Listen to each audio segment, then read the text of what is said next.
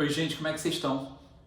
Então, no vídeo de hoje eu vou estar falando sobre gnose e sobre as suas funções, como chegar nela e diversas coisas a respeito disso. Mas antes só preciso de alguns recados. Nos dias 19, 20, 26 e 27 de setembro eu vou estar dando uma oficina de gnose, estados alterados de consciência e direcionamento de intenção. Então, se você tem interesse e quer conhecer um pouco da nossa ementa e todas as demais informações, você pode estar entrando em contato com a gente através do ocalgesempre@gmail.com e a gente vai estar te passando por e-mail tudo aquilo que você precisa. E também lembrar vocês que eu faço atendimento de tarô associado a um alinhamento energético e também sou instrutor de magia e instrutor de tarô.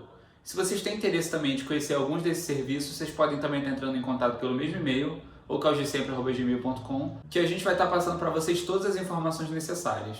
Agora, indo direto para a gnose, o que é a gnose, né? Do latim, a gnose ela é algo como conhecimento, né? Mas algo como tipo conhecimento interior ou conhecimento superior, tá? Isso aí é uma informação que vocês vão encontrar até mesmo na Wikipedia. O lance todo é que muitas pessoas acabam também confundindo um pouco a gnose com o entusiasmo, né? O que é a gnose? A gnose é um estado alterado de consciência pessoal, adquirido de forma pessoal por experiências pessoais consigo mesmo. O entusiasmo, ele depende da interação com uma figura externa, né? O entusiasmo geralmente ele está conectado a estimulações vindas de uma divindade superior ou de alguma forma ou de alguma força que trabalhe com você, seja lá em qual for o aspecto do trabalho. Eu gosto de trabalhar com a via de linguagem da magia do caos que fala que a gnose é um estado alterado de consciência onde você estimula o seu inconsciente a estar mais na superfície da sua consciência para que você consiga conectar, utilizando o consciente como ferramenta, para que o inconsciente alcance o seu objetivo.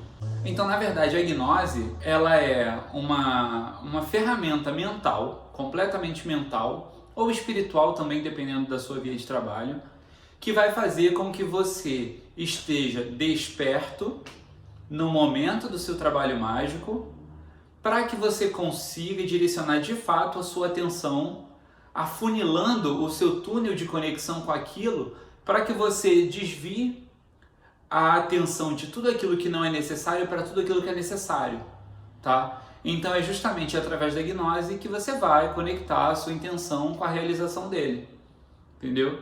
Então tudo praticamente dentro da magia precisa de gnose. Na verdade eu não conheço nada que não precise. E como a gente chega nessa gnose, né? Na gnose a gente chega através de inúmeros estímulos, tá? Porque de fato qualquer alteração da consciência é um estado de gnose. Uma excitação sexual é um mecanismo de alcance do estado alterado de consciência. Uma corrida de 10 minutos ininterrupta que altere a sua frequência cardíaca e varie a oxigenação do seu cérebro já te leva a um estado alterado de consciência.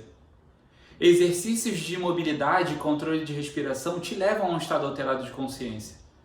Então, inúmeros estímulos físicos e mentais, né, e sentimentais fazem com que você alcance um estado alterado de consciência.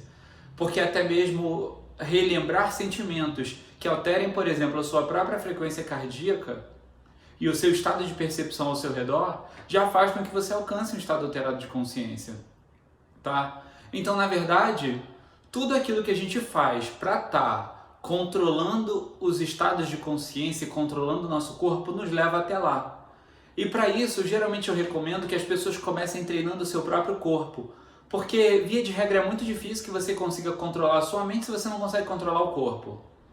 E aí é por isso que eu gosto muito de recomendar sempre a Ashtanga Yoga, porque ela tem passos muito simples, que são o controle estritamente físico através da imobilidade, ou o controle estritamente físico através do controle da respiração, através do pranayama e através da mantra yoga. E também, né, tem o dhyana e o dharana, né? Na verdade eu acredito que o dhyana seja até um dos mais legais para mim, que é a restrição. E quando eu digo restrição, não estou falando como os telemitas falam, né, que a palavra do pecado é a restrição.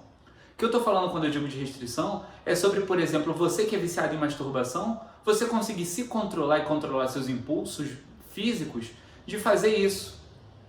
Ou você que tem a compulsão de todo dia tomar Coca-Cola. Cara, se você não é capaz de não conseguir parar de beber Coca-Cola, você não é capaz de entrar em estado alterado de consciência de forma consciente, querendo entrar.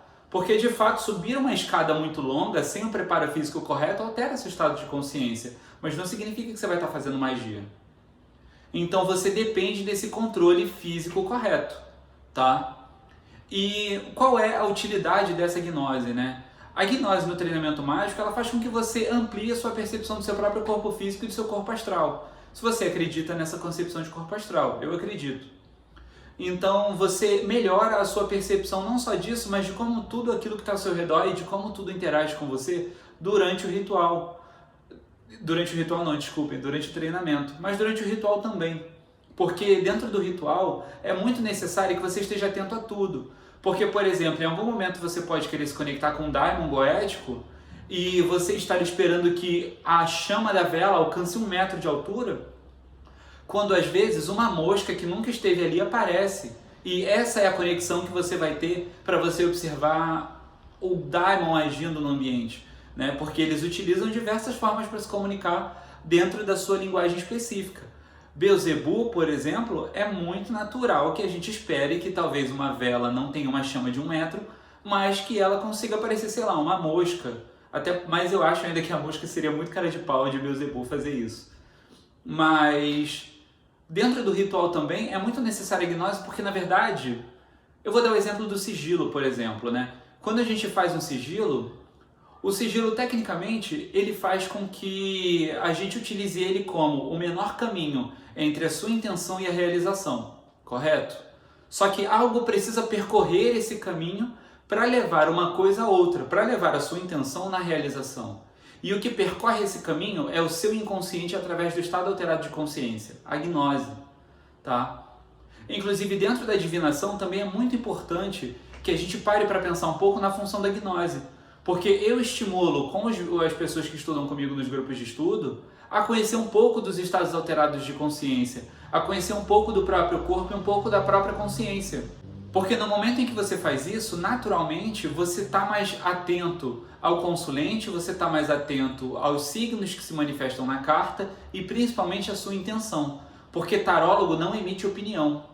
E justamente o que evita que o tarólogo emita a opinião dele é o estado alterado de consciência, porque na verdade o tarólogo ele é artista-intérprete, ele interpreta, ele não emite opinião, tá? Então justamente pelo tarólogo não emitir opinião é que ele precisa do estado alterado de consciência, para que ele se conecte ao que a consciência, ao que o inconsciente dele quer dizer a respeito da carta e não exatamente ao que ele acha a respeito da pergunta da pessoa.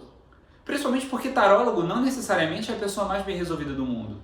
Então, se ele se depara com alguma situação da qual na vida dele ainda não foi resolvida, se ele não utiliza um estado alterado de consciência ou uma percepção ampliada das coisas para estar conectado com o que ele precisa interpretar, ele emite a opinião dele da forma mais frágil e prejudicial possível. Então, é mais por isso também que é necessário que muitas pessoas administrem os estados alterados de consciência, até porque no próprio dia a dia, isso faz com que você se acalme, isso faz com que você se perceba, que você perceba os outros ao seu redor, que você entenda as situações e que você consiga observar os objetos de atenção para além do que eles representam para você.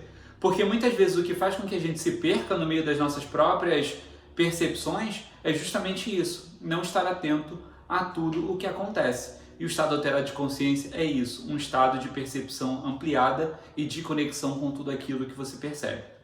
Então, é isso que eu tinha para dizer hoje. Mais uma vez, muito obrigado. Se vocês querem conhecer um pouco da ementa e do meu trabalho a respeito de gnose, vocês podem estar entrando em contato para pegar informações sobre a oficina pelo localdesempre@gmail.com. E não se esqueçam de curtir o vídeo, de dar uma compartilhada legal e também de se inscrever no canal, tá bem? Então é isso, muito obrigado. Eu sou Vitor Vieira, esse é o canal Caos de Sempre. Fiquem com Deus e cuidado com ele.